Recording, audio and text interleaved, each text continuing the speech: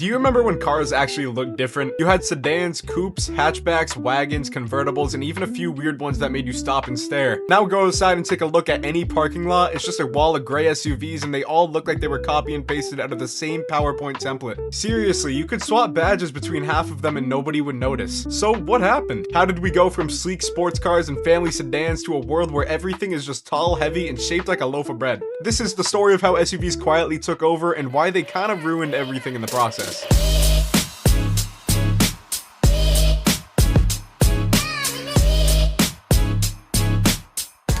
Let's rewind back to the late 1980s. Back then, SUVs were actual utility vehicles. Boxy, rugged, and built to go off-road. You had stuff like the Ford Bronco, the Chevy Blazer, and the Toyota Land Cruiser. These things were tanks on wheels. They were meant for towing, mud, camping, not our Starbucks runs. Then came the 1990s, and that's when everything started to shift. Automakers realized something. People loved the idea of being higher up and feeling safer. That word, safe, became marketing gold mine. Enter the Ford Explorer in 1991. This was the turning point. It looked tough, it sat high, and it made you feel invincible, even if you were just driving to the grocery store. It sold like crazy. People weren't buying these because they needed them, they were buying them because they looked powerful. And car companies noticed. By the late 90s, every brand was scrambling to make their own SUV. Honda launched the CR-V, Toyota made the RAV4, and even luxury brands jumped in. The Mercedes ML Class in 1997 and BMW X5 in 1999. What used to be a niche off-road thing now became a fashion statement. SUVs weren't about utility anymore, they were about image. The 2000s hit and the SUV boom went nuclear. The Hummer H2 became a suburban status symbol. Every rapper had one in their music video, and every dad on the block wanted to drive something that looked like it could survive an asteroid. Meanwhile, gas prices were climbing, emissions were getting worse, and nobody cared, because you couldn't argue with the profit margins. Automakers made way more money selling one SUV than two sedans. And that's when sedans started dying. Remember cars like the Honda Accord Coupe, the Toyota Celica, even the Mazda RX-8?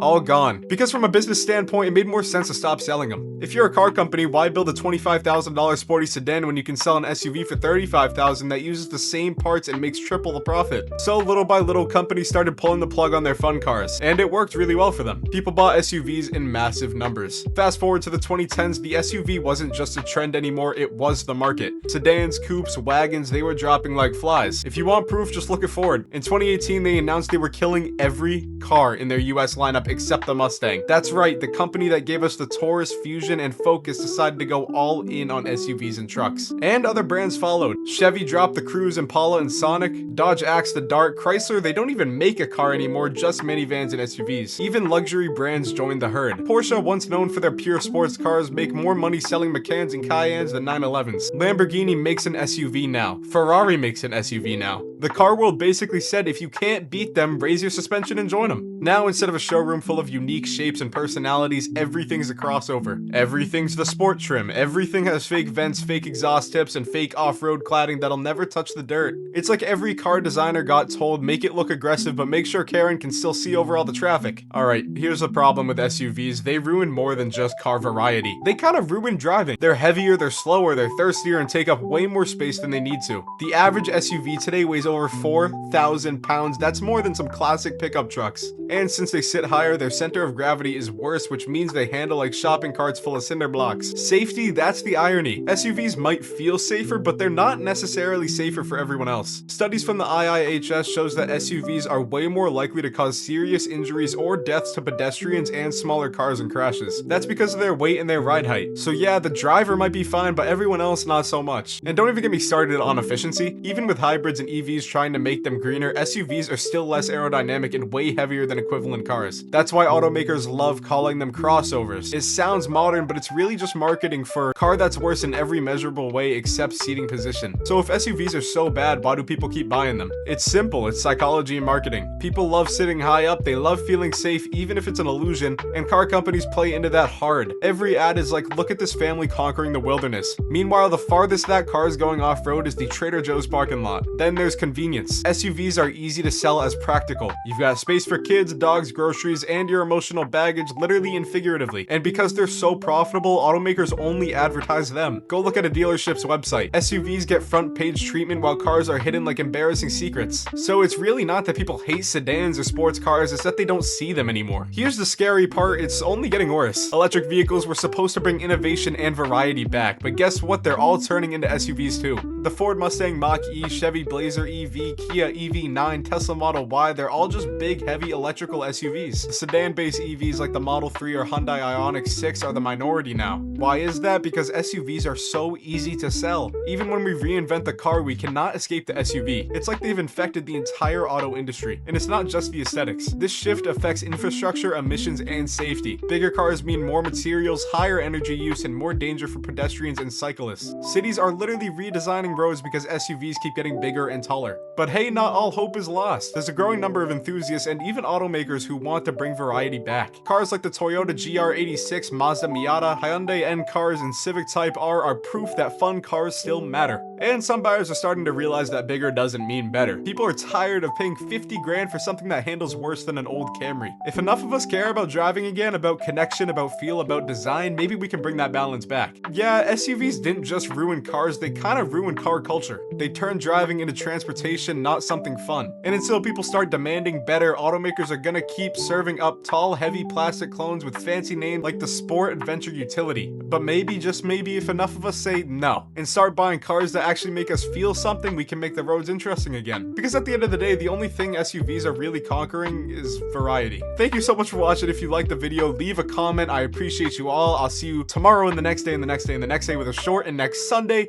with a video. Peace.